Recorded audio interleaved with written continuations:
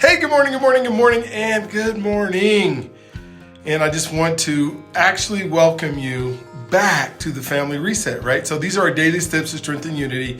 And today we're going to talk about something that can bring peace to your home and heart. It's letting go. The Elsa principle, let it go, right? Day 24, the power of let it go.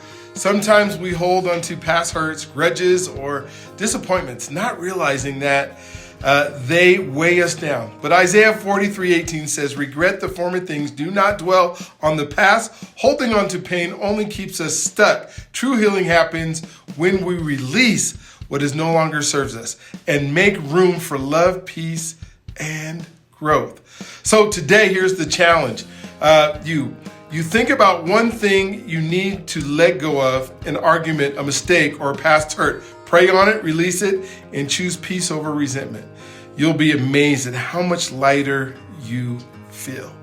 So letting go isn't about forgetting, it's about freeing yourself. Let's reset our hearts and move forward. Move forward together. See you tomorrow for another step towards strength and unity. And remember, let it go, let it go, let it go. Obviously, I haven't watched the Disney. I don't even know what Frozen. That's what it is. So we'll talk to you guys tomorrow and just let it go.